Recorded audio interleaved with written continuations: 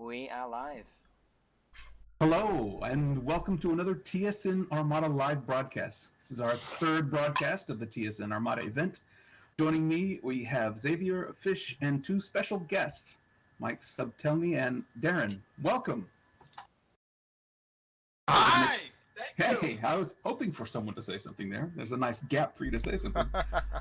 Over the next hour, we're going to be chatting about mission scripting, the process of designing a mission, things to consider, best practices, and our experiences of creating missions for Artemis. Yeah, Mike? I'm on, yeah. What? Oh, very good. Is that over to me for the next part? Yeah, that's the other thing is giving a chance for someone else to say something and for Xavier to take over. All right, okay. So everybody here has had a go at some mission scripting in some form or other with the current XML script, although Mike mentioned earlier in one of the live broadcasts that that might be changing very soon, I think. So it's going to be a new coding language that I'm going to have to get my head around when it comes in. Darrin, you actually submitted one of the scripts for the mission scripting competition, but I know you've done a few for the live Armada event as well, haven't you? Yeah, and well, the Easter egg one I did just about a year ago. Friday night I had this idea for a script. Oh, I should do an Easter egg hunt, and then Saturday morning I'm like, wait, Easter is tomorrow. I have 24 hours to write this script. Can I do that? And I'm not sure how I did it, but I worked through most of the day, and Sunday morning we actually went over to Mike's, and I had this script, and it's like, oh, I wrote this script just for Easter. Hello, is anyone there? I hear silence. Yes, we're here. Mike, can you not hear us? Mike, can you hear us? Come in, Mike. I think Mike might be having some problems with his own sound. User in your channel time. Oh, there he is. He's just dropped out. Lost. Sounds like his internet service went out. All right. Hopefully, he'll be able to rejoin us. I'm going to keep an eye on the channels up there to see if he's in. Bring him back in as soon as he can get back online. Well, I can't quite fill Mike's shoes, but I can talk while he's not here. But yeah, that Easter we went over to Mike's. We did actually an adult Easter egg hunt, which was kind of cool because my wife scored little bottles of vodka. But I don't remember if we played through it that Easter. But this Easter came up and like, wait, it was like Sunday morning. I realized, hey, I wrote an Easter themed mission. I'm like, damn, I need to update that for Artemis 275. So I did that, got that uploaded. And the big change actually with 275, the big change that we basically talked Tom into for Armada 5 was changing all of our commands and properties so that they recognize player slots. That's opened up a lot of new tricks for us to use and abuse the players with. Yeah, I know. I've been using that recently, actually, with the TSN sandbox. We were able to swap a lot of it over. So one of the basic things, we could name ships whatever we wanted instead of having to have set names. So it opened up a lot of possibilities there. Yeah, that's one of the things I noticed at Mike's parties is a lot of my scripts, you assume, oh, well, the player is going to be Artemis, for a one ship script. Okay, talk of the devil. Mike looks like he's back. Mike, can you hear us? Yes! Okay. He can right. definitely hear us there. I'm going to have to adjust that sound volume slightly, but we'll get there. The player slot actually came from Armada 4 when Mike was writing the GM script, and we needed a way to heat up the player ship. And I think it was cosmolium gas, is we wanted to increase the heat. The problem was we didn't know what the player ships would be called. So when you're writing the script, you need to know the ship's name, and we didn't know that. So this time around, we managed to get Tom to fix the code so that we could do everything with player slots. Now we don't need to know what the ship is called, but there's one thing I did notice at Mike's parties is as soon as you get a crew sitting down in front of a console ready to play, they start screwing with the ship names and putting the in ship funny types as well. yeah. They start putting in funny names and inappropriate names and all sorts of different names, and then you launch your script and it crashes because it says, oh, there's no Artemis there. So. So just at the minute in the background, I've got a script open that I've been working on. This is the mission script, the Oberon campaign. I posted it recently on the forum, so I think I'll keep working on that a little bit and hand a little bit more over to Zanster on this one to keep this going. So I know, Zanster, what kind of scripting have you done then? You said you'd written 1 or 2 mission scripts as well.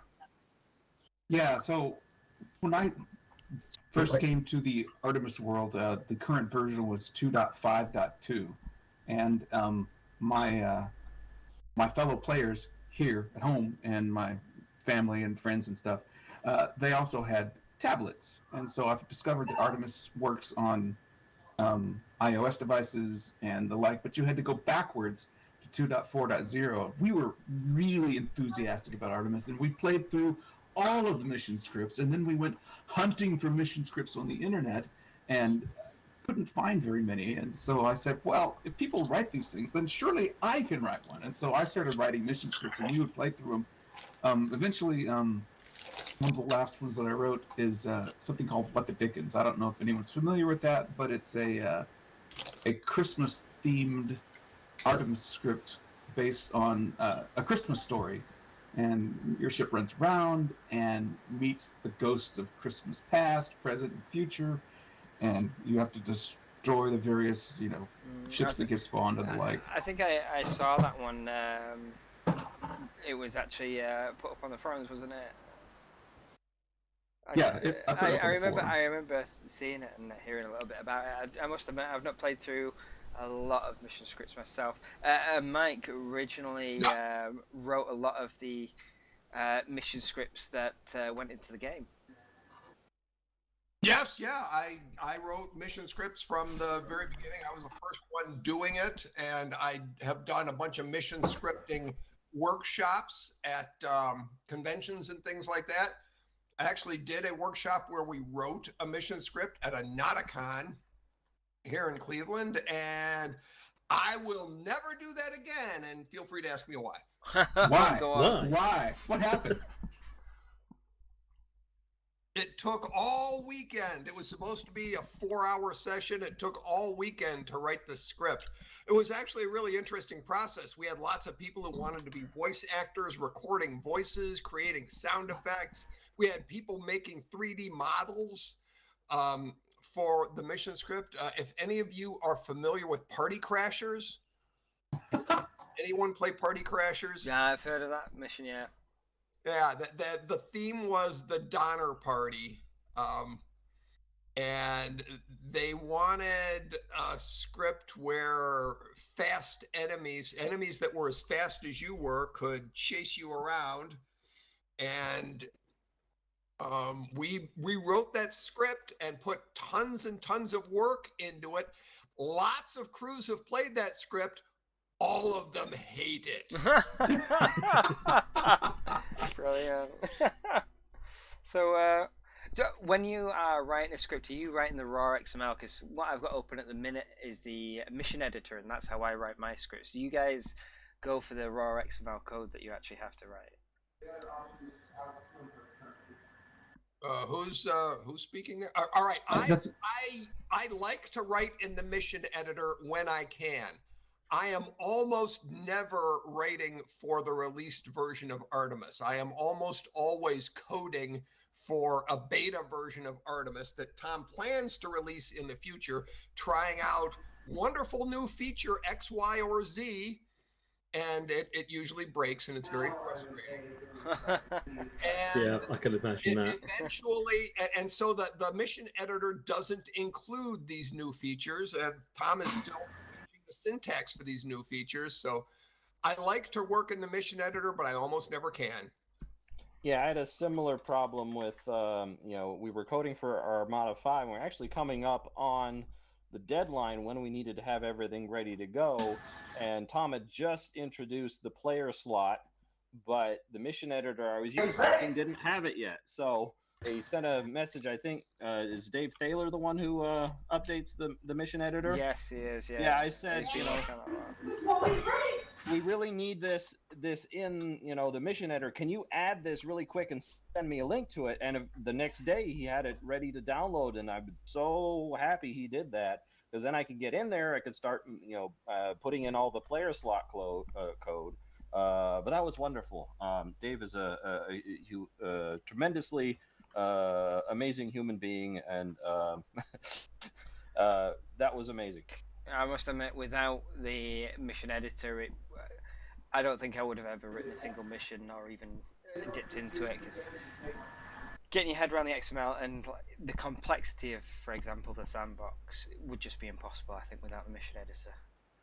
In fact, trying to sit here right now and write a mission and talk at the same time is not working. So if you're watching the live stream, I'm going to go back to just loot footage of a game and abandon this whole idea. But you could see I was clicking about on the screen a little bit there, but I'm giving up now. So Mike, you had mentioned that you did the 4-hour turning into the entire weekend ad hoc mission writing thing. Whenever you're coming up with a mission idea, what do you do for coming up with ideas? What kind of approaches do you take for introducing your idea or coming up with an idea? How do you start?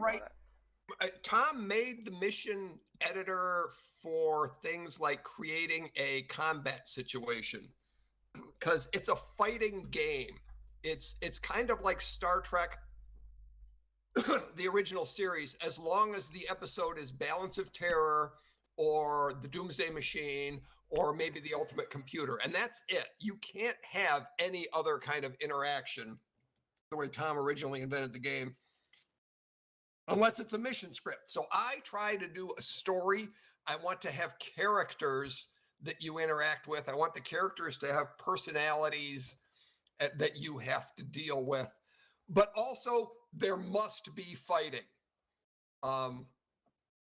Without fighting, there's nothing for weapons or engineering to do. Yeah, definitely. Almost nothing. Now there are probes, so weapons can do a little bit. But unless the ship is stressed about something, engineering doesn't have much work to do. Mm-hmm.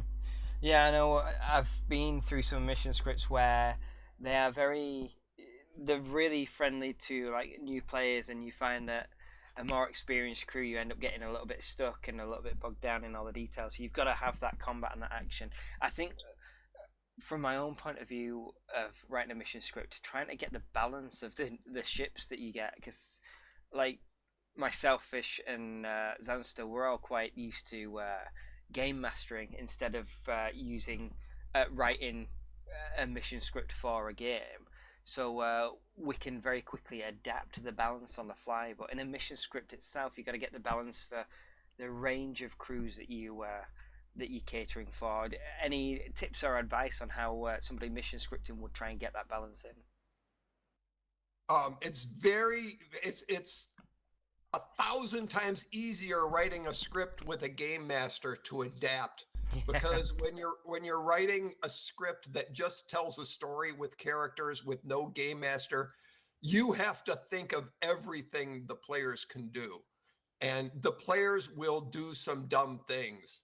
In fact, the players will never not do dumb things. Yeah, if you can think of the most stupid thing that might happen, it will happen. Every time. Have you ever had an idea for a mission script and you say that would be great, and you went out and you tried to do it, and there was no way that you could do that particular idea, and you ended up either scrapping it or changing it radically? Oh, absolutely, yes. That had to do with my favorite abandoned mission script was the Ultimate Weapon. I had this idea for this mission script, and in order to make the mission script work, I needed the players at all the different player stations to be able to interact in different ways with a different interface. And I asked Tom for the get key presses function. Yeah. And he added the get key presses function, and I spent months working on a mission script that would use that, and the get key presses function never worked reliably. Yeah, we found that as well, to be honest. We had all sorts of different systems built into the TSN sandbox script that relied on get key presses, and it just didn't work. I tell you, the one thing that I really loved added into the game though for that was the game master controls. That opened up a whole different world. Did that for the sandbox mission script. Artemis is a wonderful game for game mastering. I really love the idea of doing storytelling through Artemis, but right now the user interface is just too limited to do good storytelling. But I think that's going to change. Go more. Tell us more if you can. Fingers crossed. What Tom's been hinting at is he's been looking at a lot of different scripting languages that people already out there are already using that aren't necessarily XML or whatever. But the last time Tom mentioned it, it sounds like the next scripting language we're going to get is probably going to be some variation on Python. But other than that, I don't know. Okay. Okay, I'm really gonna have to step up my efforts learning Python. Then I've touched on it very, very lightly to see what it's about, and it'll be interesting to use it because I know there's a lot more functions in there than what we've got with XML. So have you interviewed Tom yet about this? Not yet. Yeah, that's coming up tomorrow. Okay. That one. Okay, then let me tell you. Let me drop the most tantalizing hint about Artemis 3.0. Is Tom going to forgive you for this one? Yeah, I think he will, because when he told me this, I was drunk, but he wasn't drunk, so he never gets drunk. So you can rely on this information, right? Yeah. Tom said a drunken man's tale. Cool. He wants to make the user interface for Artemis 3.0 customizable by console. A lot of people wish the communications officer could bring up the rows, the compass rows for changing the camera views and things like that. So you choose what elements you want from the different stations. You could choose elements on your stations, and a mission script could create custom elements and custom buttons and spawn them to the stations for the purposes that the script needs.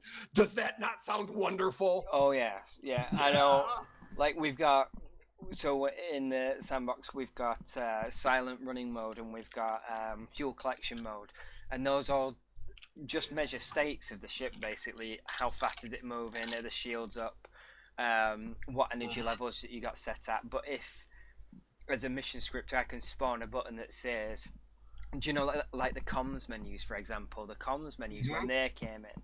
Geez, the stuff that we can do with comms menus in the TSN sandbox script is nice and in depth, basically. It made a wonderful improvement, didn't it? Oh, huge. I mean, we've got comms officers who are now responsible for loading up shuttles with marine teams that are then taken over by a shuttle and deployed on a rendezvous point, so we can have all that kind of storytelling. I don't know if you've ever watched one of our missions, but all that kind of stuff has come through these developments in the mission scripting language.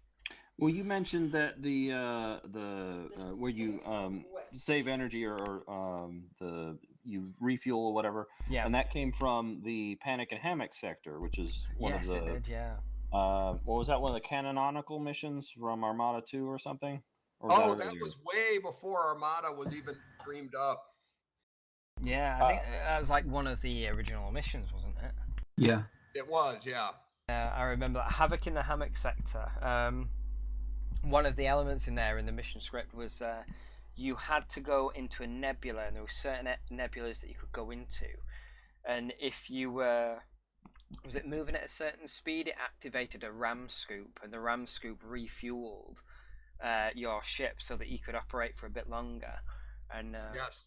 You had to drop your shields and move at impulse, and you could refuel. That was it, yeah. So that was the direct inspiration for the fuel collection system that we've got in the sandbox now, where you have to drop your shields, move. I think it's above 10% impulse, but below 30%.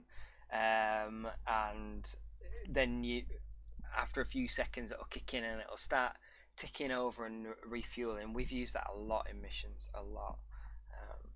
So really good idea, that one that I nicked from you, Mike. Well, the mission that has inspired a huge amount of stuff that I've been doing, and also a lot of the ideas that we have in the Armada 5 scripts, is Mike's Mission to Hell, which was, I think he released it at Armada 3.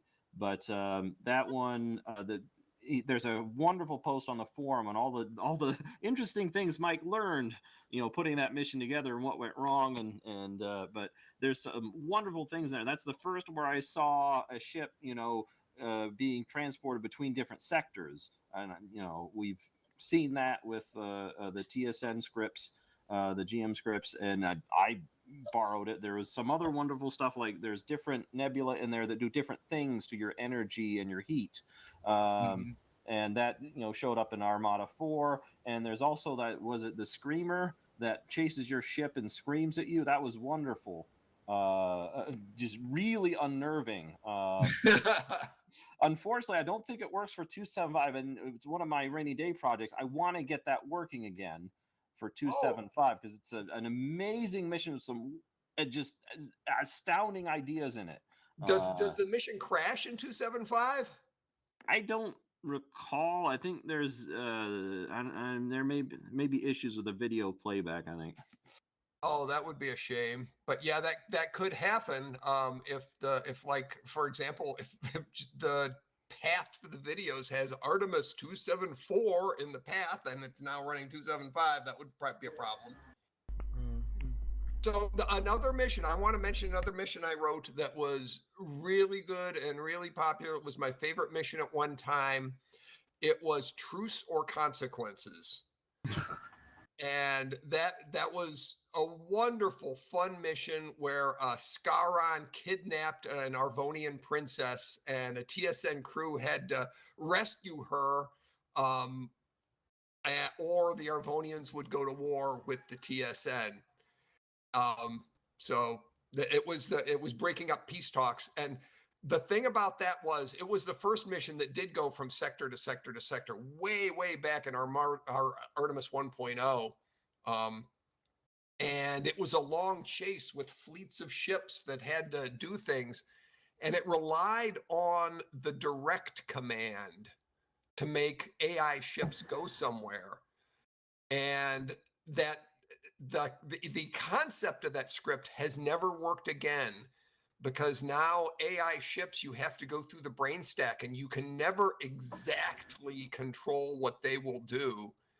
And so the logic of that script could never work again, because the enemy ships or the friendly ships would sometimes do things I didn't want them to do, sadly. The AI stack is going to be one of the most interesting parts of writing the mission. I will be perfectly honest. Yeah. It used to be that you could make an AI ship do exactly what you wanted it to do. It didn't think for itself if you used the right commands. But when Tom introduced the brain stack, the ships got smarter, but they got less controllable by the mission script. Yeah, I know there's some of the things that we have been able to direct AI ships causes it's basically the GM clears off the AI stack and has to rebuild it, and then it clears it off again and rebuild it. So we have certain scripted parts of the AI that we use. And I might actually open up like the sandbox in the background while I'm doing this. And I've been going through recently actually and rewriting the AI stacks in the TSN sandbox, because they don't always work as I expect. And the debug that Tom added to be able to see all the variables that are currently being played, or what state they're in, has been really useful, because you can also get your AI stack open as well, can't you now? Yeah. If I may, there's probably quite a few people who are thinking about starting to write missions. At least I hope there is, anyway. So, what do people feel the common pitfalls are when you're first starting writing your very first mission? What advice would people have for that person? I'm the worst person to answer that. Well, Somebody who came into mission scripting more recently should answer that. Tip number 1: don't ask Mike. yeah. Well, I was trying to teach mission scripting to someone else recently, and I lost them, I think, about after 20 or 30 minutes. But usually the first mission anyone writes is some variation of the Kobayashi Maru. So, and that's what I took when I sat down. It's like, well, I need to teach people how to code Artemis. Well, let's start with a Kobayashi Maru. So, and it's fairly simple. You can start with a neutral zone with Nebula or whatever you want to put out there for a neutral zone, and then a little neutral ship is the Kobayashi Maru, and then figuring out how to get that ship to stay in one spot without going where that's tough. That's probably because then you're dealing with the AI stack, and you try and tell a ship to stay there and not go anywhere, and it starts wandering off, and it's like, how do I stop them? It's like, okay, you stop them, and then they're wandering off again. It took me hours to figure out what was going on to finally get that neutral ship to stay there. The other part was can't you just clear the brain stack and have nothing in it? No, I think even then it still shifts. Yeah, you've got to set its speed to 0. So even that doesn't work. Yeah, I'd say with speed to 0. I'd say my biggest tip for anybody starting out a mission script is really keep it simple. Start off with you've got the player ship at a base, and there's a small Corellian fleet attacking. If you can write that script, then you're on the first steps, and then you can add complexity into it. So like at the minute you won't be able to see, but on the live stream I've got the TSN sandbox open, and it is a monster script. It's huge. At the bottom I think there's 14,220 events triggered throughout this script. It's huge. Wow. Yeah. But I mean, something like that, somebody might look at that and go, well, I'm never getting into scripting. But actually, if you start off with really simple, right, I'm going to have, in fact, I might open up a new one here and just go, right, I'm going to have a ship defending a station. I'm going to build the sector they're in and give them some orders and just come up with that. You're going to get lots of little elements there that you can go back and improve on later. Yeah, the simplest mission script is to have a player, a station, put a Corellian ship there, and have the Corellian ship attack or do whatever it's going to do, and just have the script check. If that Corellian doesn't exist anymore, bring in 3 more, and then you put in the coordinates. The other 3 ships show up. Then you can put in an ending where if there's no Corellians in the fleet anymore, then you end the mission. Yeah. Now I can tell you the main pitfalls of writing a more advanced general purpose script that everyone in the world should be able to play. Yeah, tell us. Okay. Here's what happens. You write a script that is not the regular game where enemies immediately attack. And a message comes into communications. The Admiral says, go investigate the nebula in A4. 75% of the captains will ignore the comms officer and say, no, something's wrong. Let's wait for the enemies to attack. And the crew will sit there half an hour waiting for enemies to attack, ignoring whatever comms says. I think that's brilliant. I think as well, you got to build in things that will really prompt and make your players do what you want them to do. I know there's this. We talk about like railroading people into you must do this, but if you can do it well enough and guide them, the more information you give, you don't actually end up railroading people. You end up getting them to do the mission that you are wanting them to do and get the experience out of it that you want them to get out of it. It's a lot easier to write a mission for an experienced crew than it is to write a mission for a new crew that has only ever played procedurally generated missions before. Oh, most definitely, You have to be careful about routing information through the comms officer, because some crews actually play without a comms officer. The comms officer, he'll log in to do comms, then he'll switch over to LRS and just tell the captain, there's some red spots over here. So in different groups, different play styles. Some of them just ignore comms because a lot of the missions just don't have much for comms to do.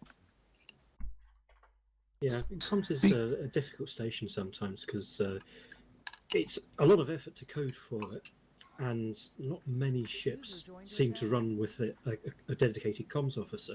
And yet, it's quite a powerful station in some ways because you can get about a third of the enemies to just surrender. It's also the most important station for storytelling if you're trying to do a story mission.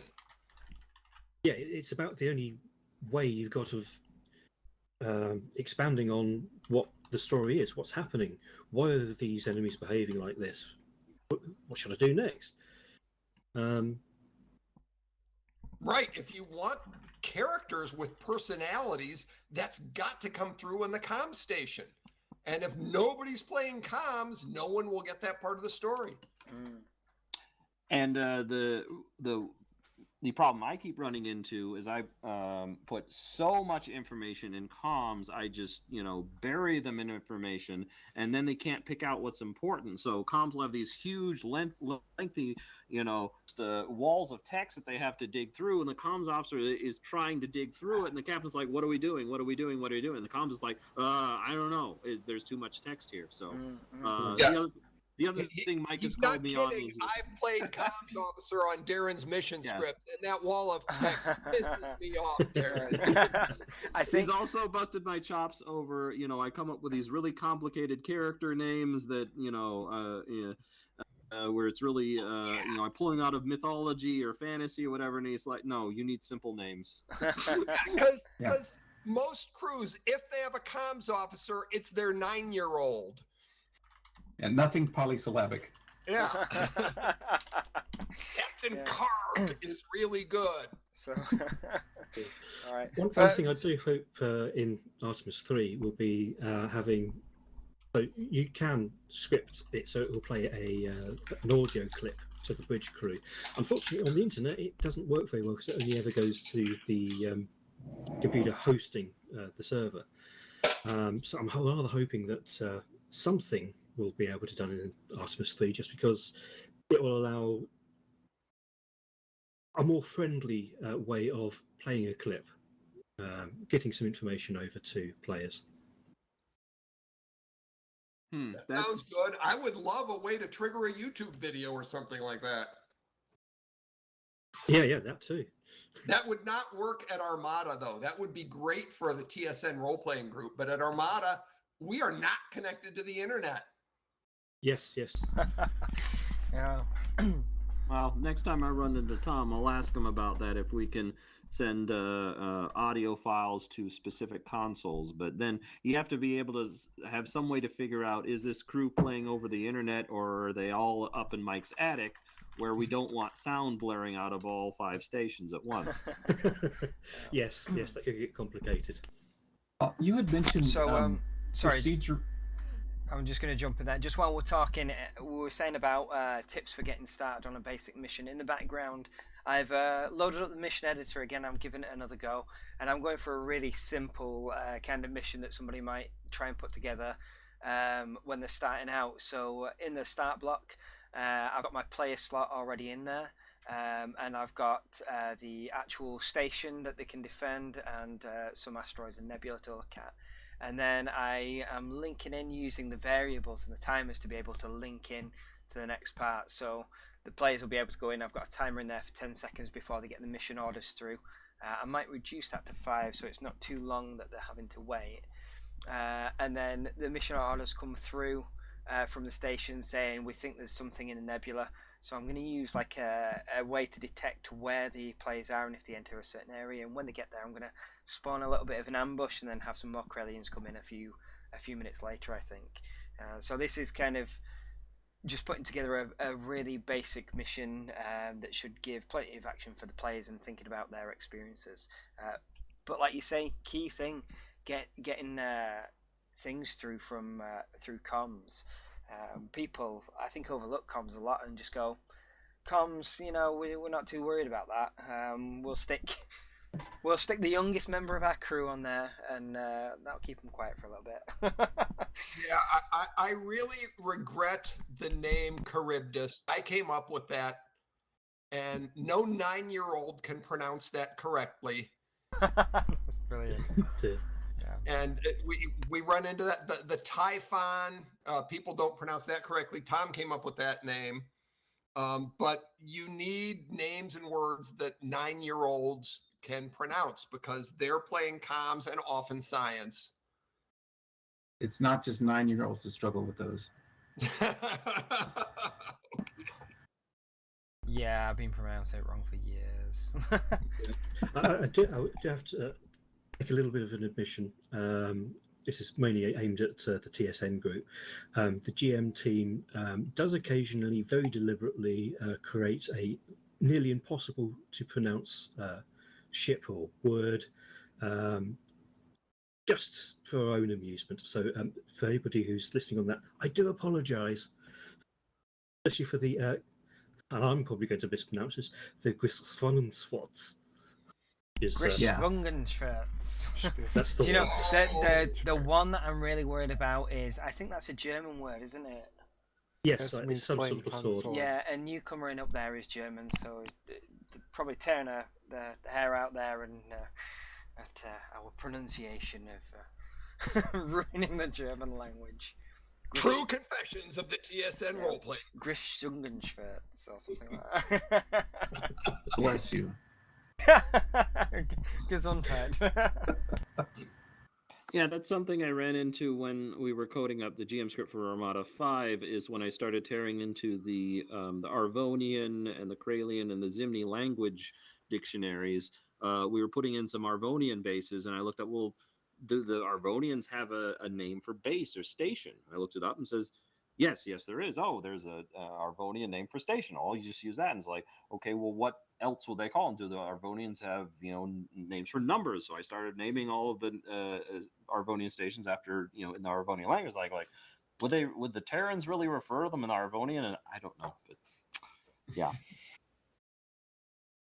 Well, they might if they were allied with the Arvonians. That would make sense. Like, the Americans with Ramstein Air Force Base in Germany. It has a German name because they're our allies, right? But Russian fighter planes have nicknames like Fishbed and Flogger and things like that because they're the enemy. Indeed. So going back to sort of the more technical aspects of the scripting, what sort of conventions do we each use in the various scripts to, how do we name names with variables? Well, I can tell you one thing that I've started doing because of the way Tom has made the F7 work for checking variables. I try to not use binary variables. I try to not have 1 or 0 state variables. I try to use my variable in lots and lots of states. If it's a 1, this happens. If it's a 2, this happens. If it's a 3 or a 5 or a 27, because then you can see them on F7 pretty easily. Mm-hmm. Yeah, and like I'm writing this script now, and I've got one variable set up, and it's called mission. So I've got a variable called mission, and I've got a timer that's linked to it called mission. And I'm literally so what's happened is I've gone right after the start block. Mission is set to 1, and then when mission is 1, and after that action's done, it's set to 2. And then when it's set to 2, after that action's done, it's set to 3, and step through it like that. And then I know I often have variables that branch off from that, but I always come back to that base variable of mission. Just makes it a lot easier. That's a good idea. Yeah, I still use a lot of binaries, 0s and 1s, mostly for when I'm destroying or creating new sectors, and I want to keep track of, well, what was here, what was destroyed. Usually 1 is the object exists, 0 is the object is destroyed. So I'll keep track of those binary, and then if there's any state like, well, it wasn't destroyed or it's damaged or went to this other sector, then it'll go up 2, 3, 4, 5 or whatever. But usually zero is destroyed, one is it still exists. Well, Darrin, I would challenge you now that Tom is letting us copy variables and object properties back and forth so nicely. That's so wonderful. Oh yeah, definitely. I would say that maybe store the existence of an object in its XY coordinates or something like that, or its angle or whatever. If it's X and Y are both 0, it doesn't exist. If it's anything but 0, it exists. I've seen someone on the forum. It might have been Riley had suggested using the Y coordinate to track things in the game, because we use X and Z. We never really use Y for anything. Y is almost always 0, so you could store information in that Y coordinate. Well, I use Y all the time when I want to piss off the players. And there goes the family show. All right. So I'm just so on the mission script that I've got going now, I'm just adding in a little bit of an ambush. So I've used the detecting whether the player ship is within an area. Do you know how you can create a box to bound an area and say if it's within that area, move on to that condition. So I'm just going to set up a couple of enemies here. I'm going to go for 2 Scarons. In the Oberon campaign mission, actually, because there's a sector transition in that, I was thinking, right, if there are enemies there and they transition out of the sector, I want them to come back and still have the same enemies there. So I ended up, actually, it's the first time I've extensively used the get object property, because that's like brand new to the mission scripting now, isn't it? It is, and it's wonderful. Yeah, so it's the first time I've really used it, and I've got the object properties of the coordinates of those ships when the ship left, stored them, and when they come back, respawned and used the variable names to say, right, these are the positions of those ships. Yeah, actually, the get object property, because we have that now, one of my grand projects that I'm still thinking and working about is I want to create a campaign style mission where it remembers everything in the game, logs it to a text file, builds your next mission script, so that 3 or 4 days later, when you want to play again, launch that new script, and you can go right in and you can continue playing, after a break of a week or whatever, and keep playing the same game over and over again, over weeks or months. That sounds quite ambitious. I think I saw you post on that. Maniac. Yeah, I saw you post on that. I was like, okay, that's going to be an interesting one to watch out for. I'm hoping Tom adds a save game file in Artemis 3.0 that will just let us do that. Mm. That would be cool. So Darrin is an amazingly ambitious coder of mission scripts. I've got to say, all right, Xavier, in our earlier interview, I was telling you that I created an Arvonian poker game called Mala Mala. Yeah. Darrin has written a mission script for playing Mala Mala. Yeah, he posted it in the Discord, actually, during that, and I was like, a mission script for Mala Mala? How does that work? Darrin, over to you. Well, I'd like to know if it works, because the 2 people tried to play it says, oh, my computer crashed, so I don't actually know if it works. But please download it and let me know if it works. Actually, I need to nail Mike down, and it's his game. I want him to play it and give me some feedback. But I'll post some other things on the forum, because we need to work out some of the hand rankings, and how the probability of drawing a particular hand with 4 cards as opposed to 5 cards. That's for the math nerds. We'll work that out later. But that's the mission I've spent the last 3 months, like every waking moment, working on that. And I think 2 people have tried to play it.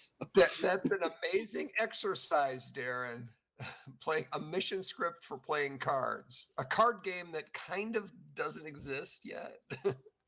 Yeah, well, I was thinking about it, like, well, now that I've coded all that, I could, try and do like a simple poker game, like 5 card stud, because now I know how do you randomly shuffle a deck, and then how do you assign new cards, new players. I've worked all that out, but so maybe I'll add that to the casino.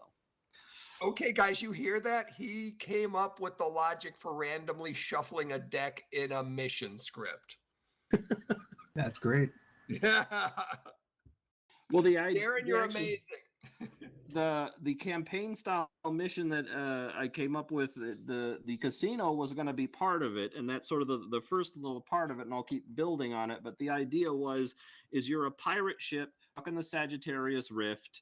Your lawyer has stolen all of your money in your ship. You're stuck with this little dinky pirate scout, and you have to figure out how to get your ship back, how to get back at your lawyer, and how to, start a few wars or something. But I was going to call it Lawyers, Guns, and Money. And it's going to be like a 8-sector by 8-sector grid. You fly from one end to the other, and the Kralians have their sectors, and then the Zimni have their corner, and there's a Scaran outpost you can go to. But that's all. It's going to take me a long, long time to get that mission script written. You do understand Artemis 3.0 will not take an infinite amount of time to come out. Well, you say that now, but you're right. Maybe it will be infinite. When he's finished writing it, then he'll come back to you. It is, I guess, if we're going to go dark, it's possible the world will end. Yeah. Let's hope not. Let's hope not. Does anyone have any, from a technical point of view, any bits of mission script that they're particularly proud of that they'd like to share? No, most of it was ruined by Tom's recent update. I wrote a binary sort to figure out where the player ship was, or a named object. Because we didn't have get property, you had to do it basically the hard way, and it was the same deal. You draw a box, is Artemis in this box? This is half of the playing space, and if no, you take half that box. Is Artemis in there? No, and then you half it again, half it again, half it again, and after 17 steps, you can figure out the exact coordinate where your object is. It just takes a lot of steps. Yeah. Mike, anything you'd particularly happy about that you've created? From a technical point. In you're talking to me, right? In yep. Mission script that ended up being the mission to hell.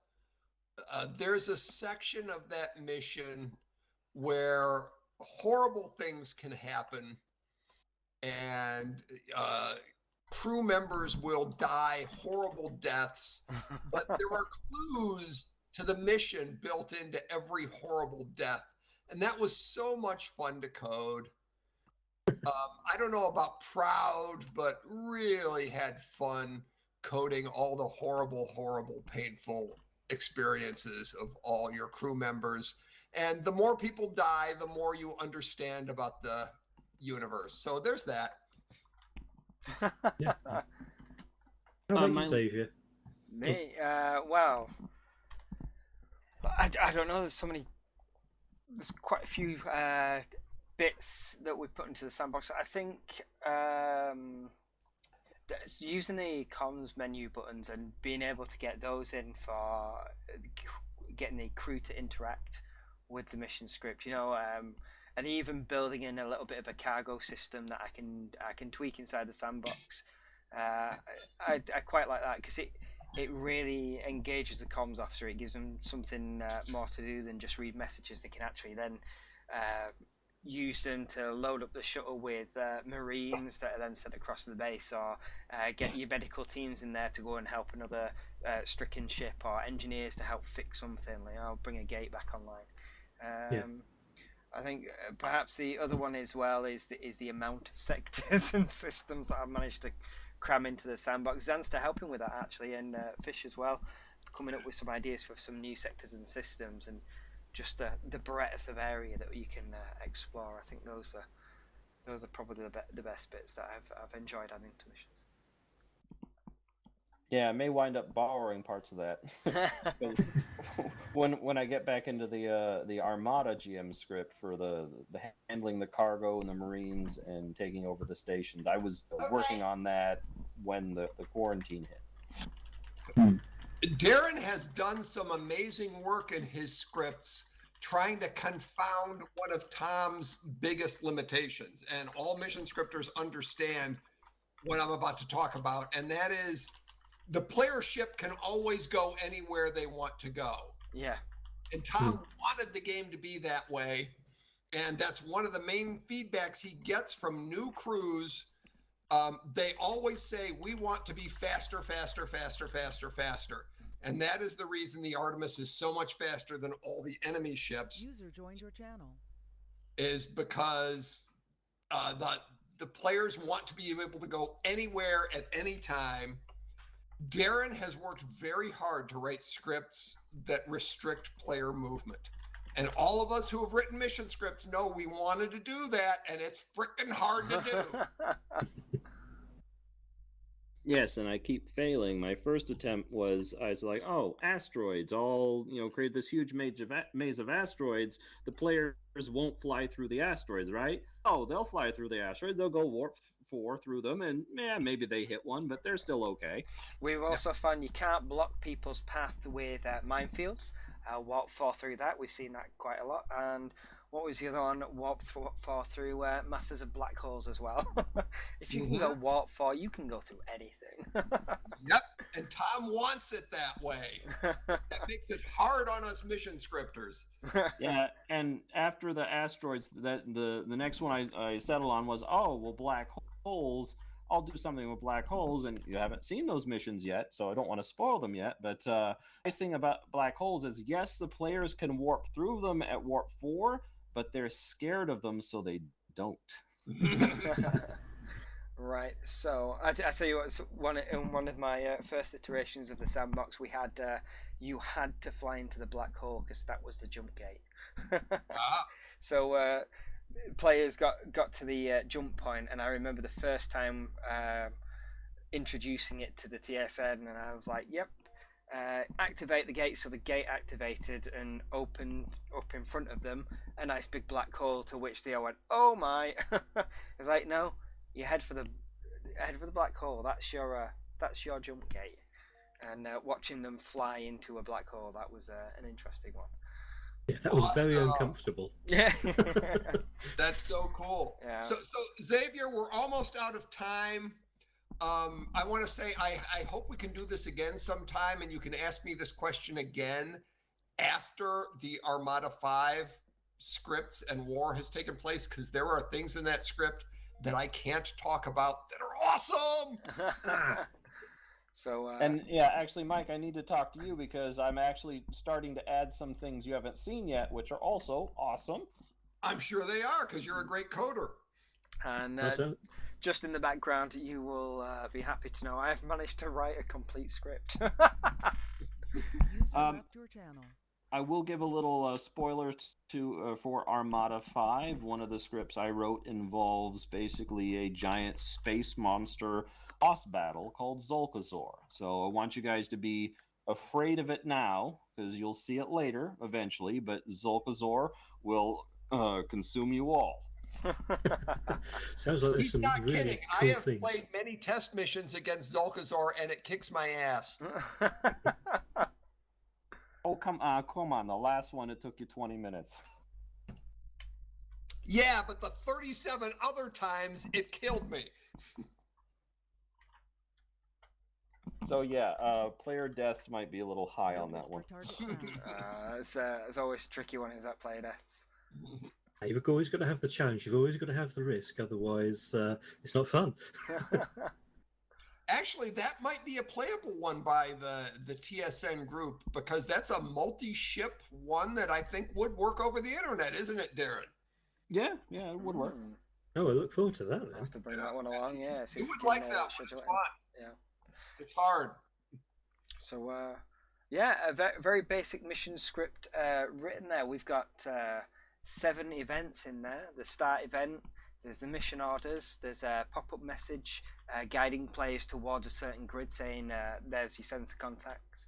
There's a Scaran ambush, where 2 Scarrans will jump you, and then 5 minutes later, some Krellian reinforcements come through, and then basically success or failure is measured on, do you survive or do you die?